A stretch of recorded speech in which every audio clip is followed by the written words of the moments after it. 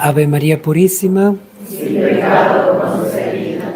Bueno, queridos hermanos, bienvenidos a esta catequesis de la Divina Misericordia. Queridos hermanos, hoy tengo una catequesis muy particular de la Divina Misericordia que le he dado a llamar en defensa de la Divina Misericordia, ¿no? Porque han habido de hace mucho tiempo venimos recibiendo distintas personas que se sienten como escandalizadas o realmente perturbadas por la acción de algunas personas que se dicen católicas y son detractores de la Divina Misericordia. Entonces, quiero en esta catequesis, ya que en las catequesis hacemos una profundización en las riquezas de la Divina Misericordia, en esta en particular responder a algunas de las dudas o cuestionamientos que se hacen a la Divina Misericordia. De una manera sencilla, no exhaustiva, pero sí algunas de ellas, ¿no? Bueno, han habido y hay, sobre todo por las redes sociales, ataques injustos a la Divina Misericordia, utilizando medias verdades o mentiras basadas en la ignorancia, pensémoslo bien, que podría haber también malicia, pero pienso que siempre es por ignorancia de la Divina Misericordia. Como decía recién, el escándalo de la gente sencilla es lo que más nos mueve para hacer esta catequesis. Tantos devotos en tantas partes del mundo, tantas gracias recibidas por la Divina Misericordia, gente tan sencilla y humilde que se ve perturbada por este accionar y por este tipo de falsos argumentos que se ponen contra la Divina Misericordia, que vamos a hablar ahora algunos de ellos. Bueno, y gente sobre todo que ha pedido hablar al mundo. Como nosotros nos dedicamos a esto, a difundir, a profundizar la Divina Misericordia, a hablar al mundo de la misericordia de Dios, como Jesús le pide a Sor Faustina, habla al mundo de mi misericordia. Bueno, entonces nos piden que digamos algo, que hagamos algo. Y bueno, no podíamos estar tanto tiempo callados, ahora hacemos una catequesis en torno a este tema. Bueno, algunos de los argumentos que se dicen y la respuesta que les podemos dar. Bueno, me ha tocado leer algunas personas en redes sociales que los escritos de la Divina Misericordia fueron condenados por la Iglesia en 1958 por errores doctrinales y fueron levantados con el modernismo en 1978. Bueno, una media verdad que es más una mentira que una verdad. Sí, hay una prohibición y siempre hablamos de esto, ¿no? En 1958, por 20 años hay una prohibición del Santo Oficio y la Santa Sede por eso el tema de la respuesta está en que uno leyendo se le van las dudas, uno formándose se le van las dudas, ¿no? Hay una gran ignorancia en aquellos detractores, porque si bien hubo de la Santa Sede una prohibición, la prohibición no versaba contra la Divina Misericordia, sino con la continuación de la propagación del culto a la misericordia de Dios según las formas presentadas por la religiosa Sor Faustina. Esa, para ser en concreta, cómo fue. De hecho, en algunos lugares continuó venerándose la imagen, celebrándose incluso las fiestas donde los obispos lo permitían. O sea que la prohibición era continuar propagando. Bueno, y uno dice por errores doctrinales, creo que hemos hablado en otras catequesis, el principal problema fue la mala traducción del Diario Espiritual de Sor Faustina, que tipeándose del manuscrito de Sor Faustina de una manera casi libre, sin distinguir exactamente qué era de Sor Faustina y qué era del Señor, ahí sí como uno dice, se colaron errores, cosas incomprensibles, y encima por esa falta de criterio en esa traducción que después fue aprobada por el arzobispado, la curia de Cracovia, eso fue lo que llegó a Roma, y de Roma sale lo que de Roma llega. Entonces vino lo que tenía que venir, ¿no? Ahora, después justamente fue el arzobispo de Cracovia quien en la década del 60 hizo hacer una edición crítica, seria y profunda de los manuscritos, volviendo a los manuscritos y pasarla a una edición ya seria y distinguiendo bien de lo que era de Sor Faustina, lo que era del Señor. En base a eso se hicieron estudios teológicos exhaustivos por teólogos detractores de la Divina Misericordia, que terminaron siendo propagadores de la Divina Misericordia, y con esos informes es que la Santa Sede, justamente en el comunicado de 1978, en base a la nueva información recibida, entonces se queda caduca la prohibición aquella, ¿no? Entonces, de Roma sale lo que Roma llega. Y justamente las personas que aprobaron en la Santa Sede de la Divina Misericordia, lejos están de ser modernistas, ¿no? Como los detractores promueven. Bueno, decía Juan Pablo II, que hizo estudiarla con teólogos prominentes de Polonia, toda la década del 60, finales del 50. Juan Pablo II, incluso siendo arzobispo de Cracovia, se entrevistó con el padre Sopoćko. Centrémonos en la figura del padre Sopoćko, quien era dos doctorados tenía, era teólogo.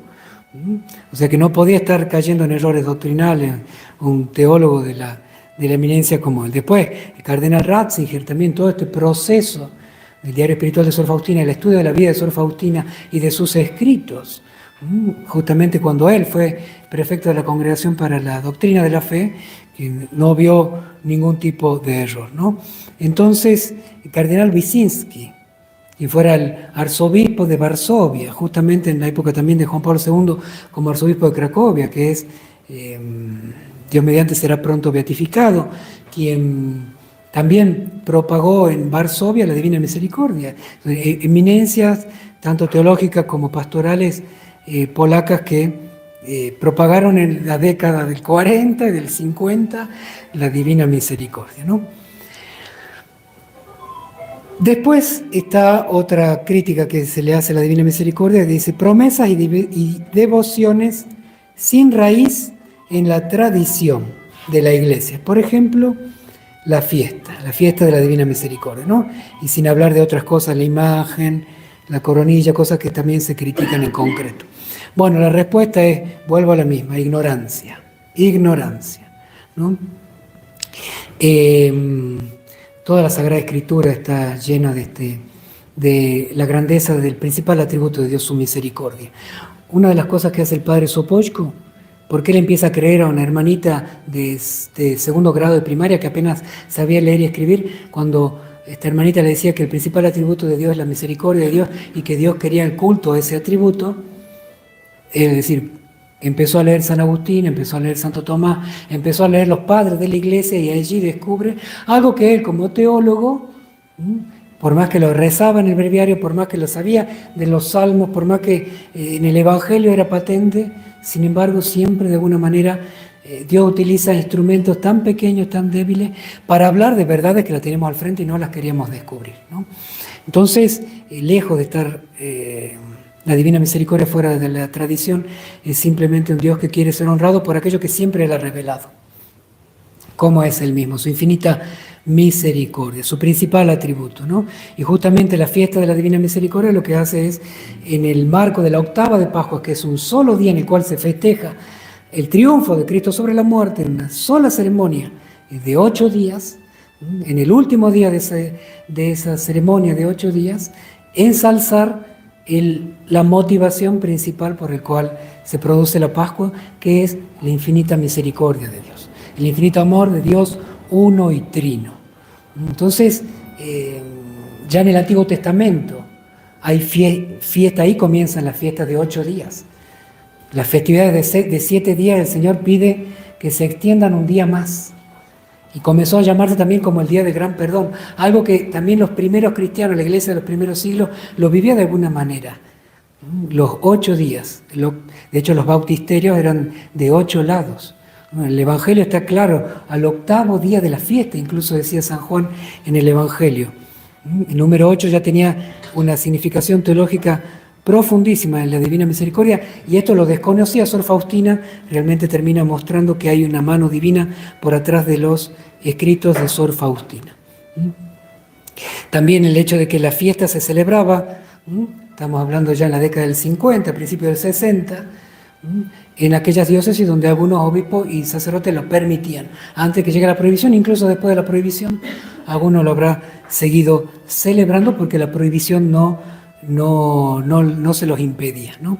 Pero después, por ejemplo, la coronilla de la Divina Misericordia.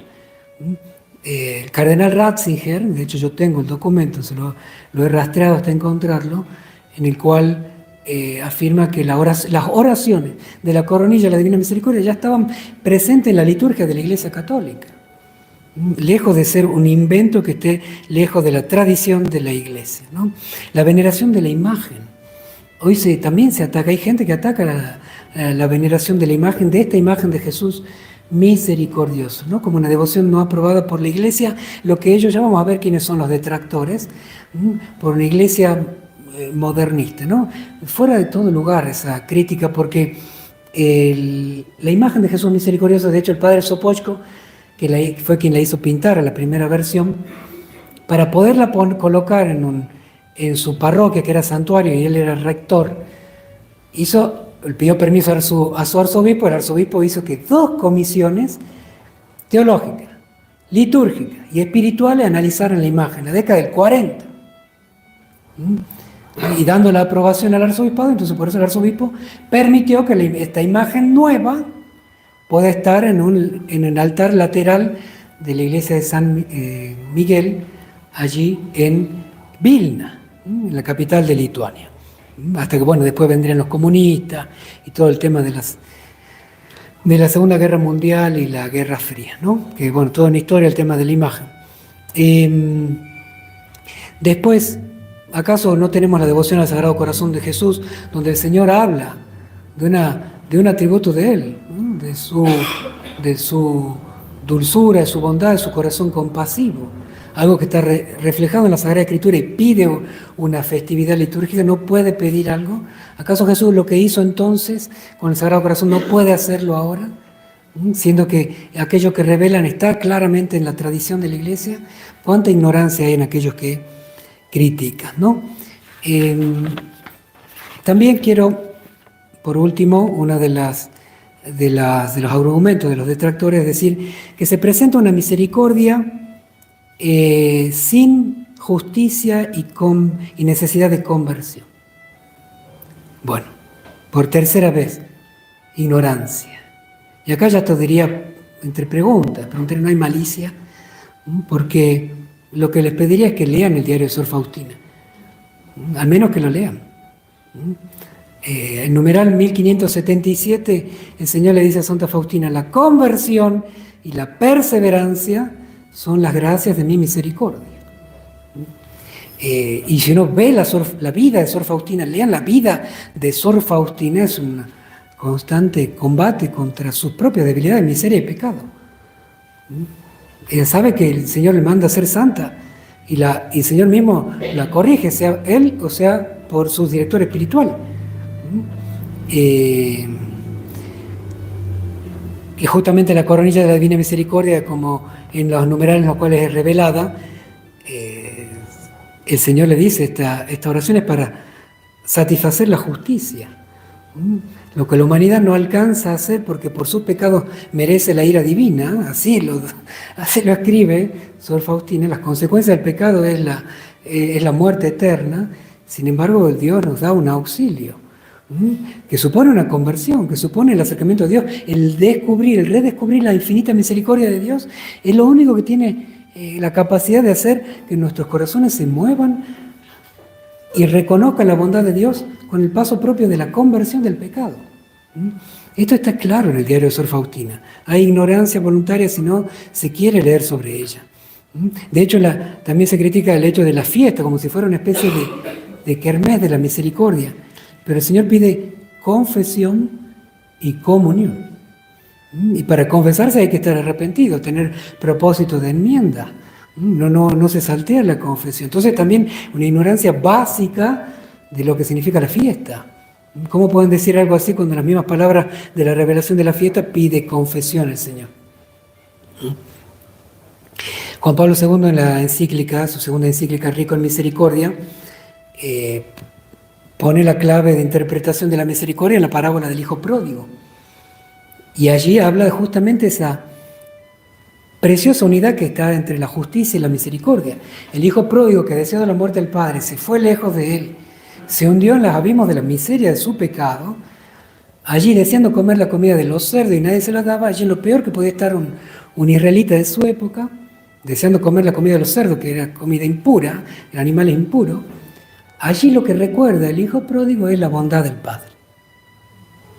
¿Cuántos jornaleros de mi Padre tienen que comer? Al menos recuerda la bondad del Padre. Y entonces ahí tiene esperanza de volver, retornar. Volveré a la casa de mi padre y le diré, Padre, pequé contra el cielo y contra ti, no merezco ser llamado hijo tuyo. Ahí está el resarcimiento de la justicia, la conversión, la vuelta hacia el corazón que vuelve a Dios, ¿no? Y esa es una dinámica propia de la misericordia de Dios, que como dice ya la carta del apóstol Santiago, la misericordia triunfa sobre la justicia, no la niega, y San Juan Pablo II lo deja clarísimo, justamente inspirado en la divina misericordia, inspirado en Sor Faustina, en afirmar que justamente al pedir perdón de los pecados, al convertirse el hijo pródigo, al pedir solamente un plato para comer que no podía pretender más, el Padre transforma esa justicia, ese acto de justicia, en la gran misericordia de vestirlo como hijo, calzarle el anillo de la nueva alianza, ponerle las sandalias que le vuelven la dignidad. Y no solamente esto, sino hacer una fiesta. Es la referencia bíblica. Si buscaban una referencia bíblica, la Escritura está en la fiesta de la Divina Misericordia, está justamente en esta fiesta de la alegría de Dios por el Hijo que vuelve a la casa.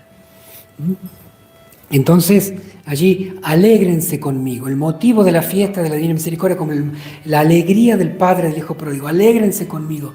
Es bueno que haya fiesta porque estaba perdido y ha sido encontrado. Estaba muerto y ha vuelto a la vida. Es el trasfondo teológico, espiritual y bíblico de la fiesta de la Divina Misericordia, ¿no? Y la misericordia es el corazón del Evangelio. El Catecismo de la Iglesia Católica nos lo dice, afirmando justamente que la misericordia de Dios es justamente el remedio contra el mal del pecado en el mundo, citando justamente todo el Evangelio, el capítulo 15 del Evangelio de San Lucas, donde está todo este misterio de la alegría de Dios por el que estaba perdido ha sido encontrado. Tanto la dracma perdida, la oveja perdida y el hijo pródigo. Es el corazón del Evangelio que estaba perdido, ha sido encontrado y la alegría de Dios debe ser celebrada. La alegría por la bondad de Dios que se reencuentra con su Hijo, el Hijo que descubre la bondad del Padre en ese contexto, y esa alegría y ese encuentro debe ser celebrado. Muchas más cosas podrían hablar de los argumentos que se ponen contra la Divina Misericordia, pero acá tenemos que ser breves. En otra oportunidad podremos profundizar más. Ahora sí me gustaría decir dos palabras sobre quiénes son, qué creen aquellos que agreden la Divina Misericordia, y más que nada la fe sencilla de la gente, ¿no? Bueno, son personas que actúan por desinformación, que consideran que las devociones verdaderas, únicas en la Iglesia, son aquellas que están previas al Concilio Vaticano II. No reconociendo entonces, a partir del Concilio Vaticano II, ninguna otra devoción que pueda ser considerada buena. Eso ya es un apriorismo perfectamente discutible. Dicen que estar en comunión con la Iglesia, con la verdad y con la tradición apostólica. Sin embargo, se basan en pensamientos cismáticos y sectarios, donde solamente ellos son poseedores de la verdad, contradiciéndose a sí mismos cuando afirman que son de la tradición apostólica, cuando en la tradición apostólica nunca hay desobediencia, cisma y pensamiento sectario. Generando división en familias y comunidades. Promueven la división constantemente. Afirman que la única misa verdadera es aquella previa a 1962. Y consideran la misa, la que celebramos nosotros en nuestras comunidades, en nuestra parroquia, siempre celebrándolas bien, intrínsecamente mala. Al no reconocer el Concilio Vaticano II, no reconocen los santos nuevos, no reconocen por supuesto a Santa Faustina, pero tampoco reconocen al Padre Pío, al cura Brochero, no reconocen a Madre Teresa de Calcuta como santa, a San Juan Pablo II. Al no reconocerlo, desconocen los milagros que la Iglesia ha aprobado con aval científico y teológico muy riguroso, que Dios ha permitido para justamente beatificar y canonizar a cada uno de estos santos y todos los demás. No reconocen el catecismo de la Iglesia Católica, que nosotros creemos, rezamos y debemos conocer. Por supuesto, no reconocen la autoridad de los obispos y los sacramentos católicos. Entonces, que están en comunión con la Iglesia Católica es algo que está totalmente en duda. En conclusión, queridos hermanos de la Divina Misericordia, es que debemos formarnos bien. Conocer bien la Divina Misericordia, profundizar, leer el diario de Sor Faustina, leer las argumentaciones teológicas, leer las encíclicas de Juan Pablo II, leer aquello que se ha escrito y que la Iglesia ha aprobado sobre la Divina Misericordia, y amar más la Divina Misericordia, ayudar también a este mayor conocimiento a difundirlo más y amarlo más defendiéndolo mejor. Y orar por aquellos hermanos que están equivocados, que recibirían fácilmente en este tema aquello que Jesús dijo a los saduceos: ustedes están en un grave error. Queridos hermanos, una alegría compartir nuevamente con ustedes. Que el Señor los bendiga a todos ustedes y a sus familias. Les imparto ahora mi bendición sacerdotal con la reliquia de hueso de primer grado de Santa Faustina. El Señor esté con ustedes. Y con tu espíritu. La bendición de Dios Todopoderoso, Padre, Hijo y Espíritu Santo, descienda sobre ustedes, sobre sus familias, hogares, apostolado y trabajo, y permanezca para siempre. Amén. Hasta mañana, si Dios quiere. Jesús, En vos confío. Jesús, En vos confío. Jesús. En vos confío.